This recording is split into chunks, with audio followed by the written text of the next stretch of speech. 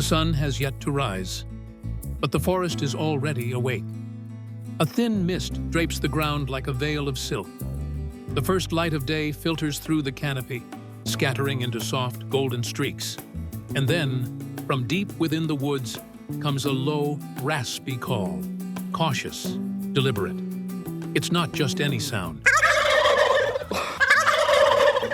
It's the call of the wild turkey, a bird that has lived on this land for generations, a symbol of the forest and of spring, a creature both majestic and elusive.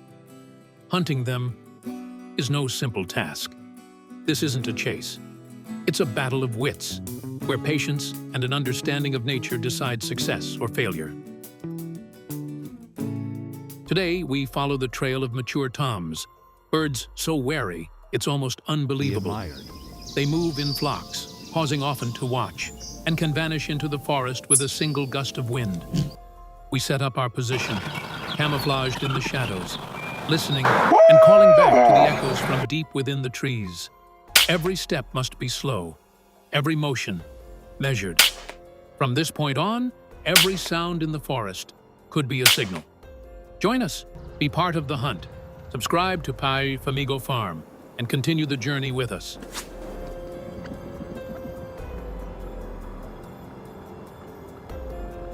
The forest never grants chances to those who rush, and we began with silence. We had been in position since very early. Leaning against a large moss-covered tree, the shade wrapped around us completely. No words, no movement, only slow, steady breaths blending into the forest's quiet rhythm. The air was still cold. Dew clung to our sleeves, to the gun barrel, to every leaf already turning brown. Ahead, about 30 meters away, the trees opened into a small clearing, the place where the sun would first touch. The first light of day appeared, thin and pale, spreading a faint golden stripe across the ground. And then that sound came again, low, short, closer than before. No reply, only the forest listening to itself. I raised my hand, very slowly, answered back, a soft, brief, patient call, not to rush, not to give away our position, just to say, "We are here." The forest paused, as if the whole space was waiting for the next reply. And then, a dark shape emerged at the edge of the clearing. A wild tom turkey, head held high. The sunlight glinted off the copper sheen of its neck feathers. It stopped, turning its head slowly, sensing every movement, every breeze, every tiny shift in the air. We didn't move. The whole forest seemed to be watching through its eyes. It stepped forward again, slow, precise, with the confidence of a creature that knows every inch of this land. Gently, like touching a thought, a flash, so brief it was almost unseen. The forest fell silent again. No cheer, no hurried footsteps, only slow breaths, a heartbeat fading, and the feeling that, for an instant, we had brushed against the soul of the forest.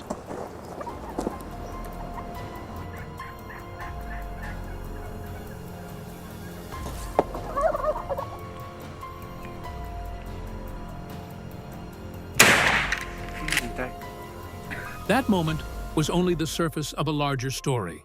To truly understand this species, we must understand the land that shaped it. The wild turkey is a master of the forest floor. It blends perfectly with the color of fallen leaves, moving almost without a sound, as if the forest itself were shifting under the first light of day. When its fan-shaped tail spreads wide in the sun, each feather shines with hues of copper and steel blue, a living fragment of the forest that changes color with the light. At night, they roost high in the trees, not out of love for height, but because the ground below hides predators.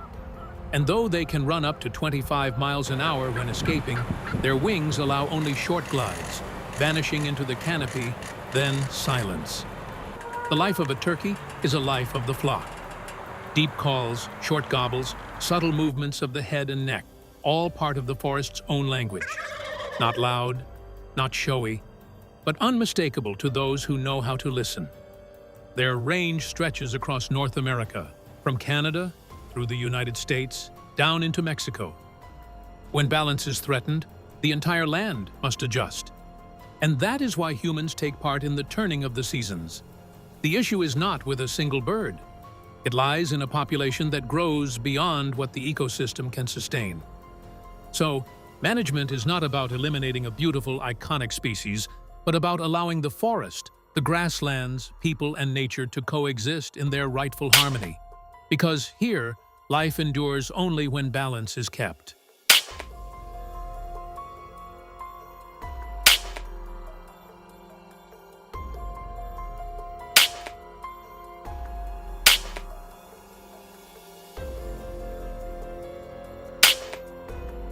And the cycle of nature has never stopped. As the seasons change, so do the behaviors of this species. Each year, when spring returns to North America, the forests change color. The night fog thins. The first shoots push up through the old layer of fallen leaves. And somewhere among the branches, the deep, resonant gobble of a wild turkey rings out again.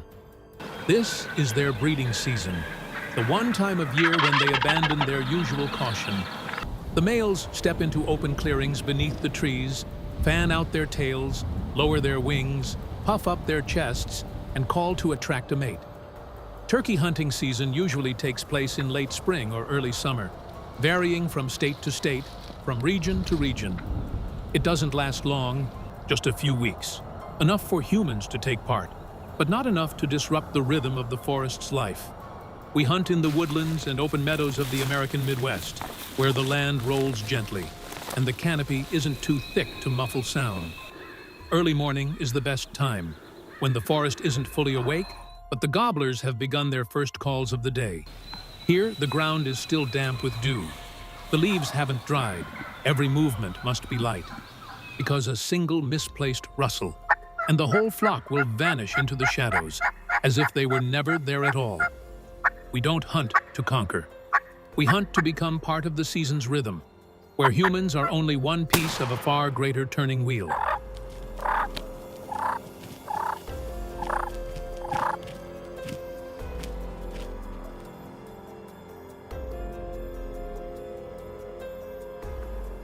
To follow the trail of this creature, sometimes we must leave the shelter of the forest and step out into the open land.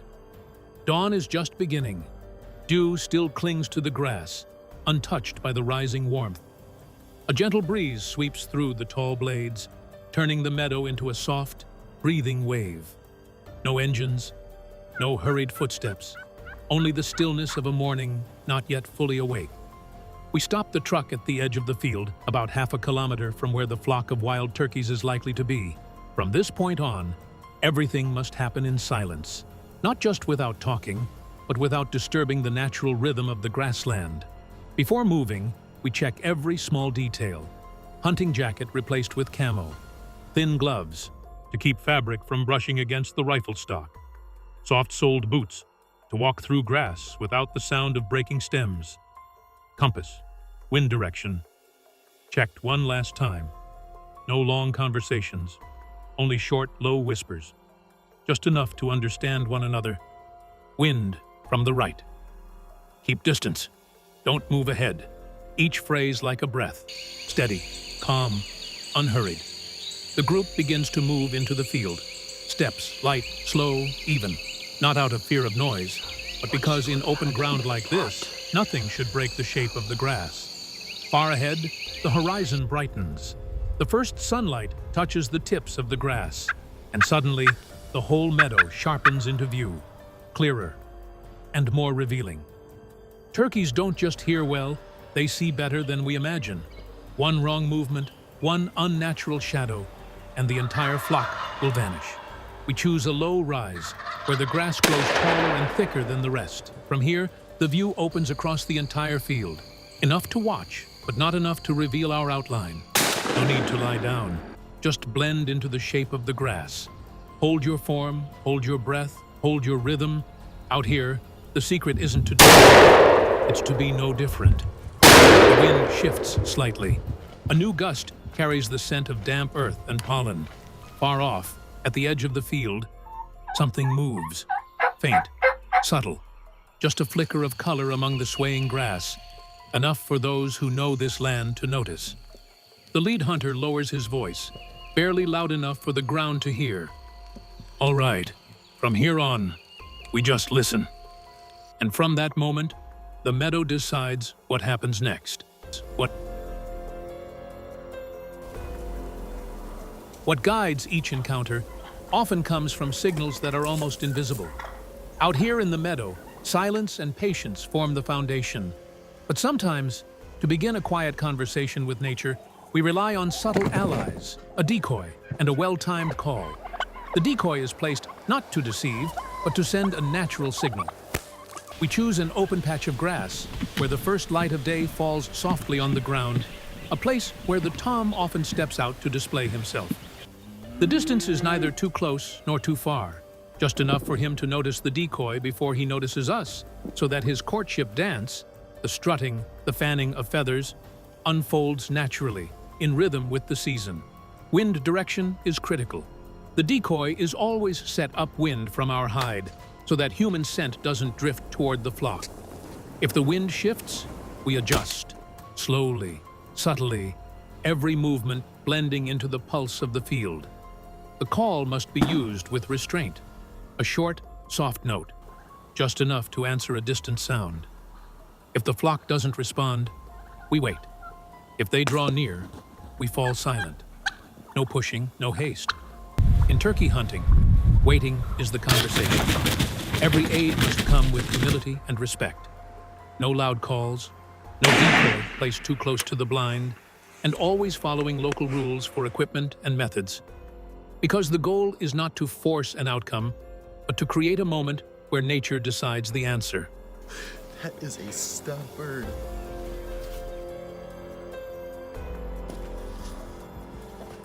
That is one nice bird right there. When the forest closes its last rays of light, another story begins to unfold in the dark. As the turkeys retreat deep beneath the night canopy, another creature starts to claim that space. Wild boar. They follow no fixed trail. They leave behind no pattern to grasp. They move through the shadows, where only the earth, the wind, and the rhythm of the forest can be heard. If tracking turkeys is a lesson in listening and patience, then meeting wild boar at night is a test of calm and cold judgment. Here, sight is no longer an advantage. Natural light has left the forest. Only sound, instinct, and faint traces of heat on the thermal scope remain to trust. The team shifts its position, feet press into soft soil without a sound, as if stepping into a room that's asleep. The night forest stands still. Even the wind seems to slow. On the thermal display, faint glows appear at the edge of a clearing. A herd of wild boar, feeding, quiet, yet always alert. No one whispers, just a glance, a silent nod of confirmation. Breaths drawn inward, movements reduced to the smallest motion. A large shape breaks away from the herd. The lead boar. The rifle finds its rest against the firm ground. No, you get it. Shoulder, sight, breath, aligning into a single line. This isn't an act of dominance, nor a story meant to be told as a triumph. It's a way of keeping that fragile boundary between humankind and the land that sustains us. Hunting turkeys or wild boar is not a pursuit of trophies. It's a way to keep the balance between nature and humankind from tipping. The forest must have its next generation of saplings. The harvests must be protected, not lost in a single night.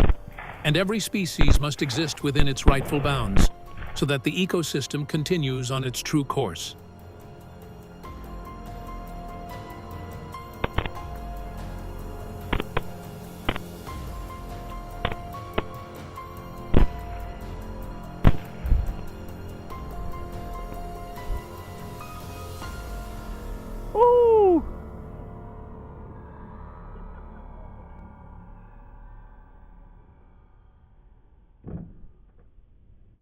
Tomorrow, new footprints will appear at the forest's edge. The wind will shift. The story will go on, as it has, long before us. And we are only those who walk beside the rhythm of the forest, not those who lead it. If you believe in balance and in respect for nature, subscribe to Famigo Farm, share the video, and join us on the next journey.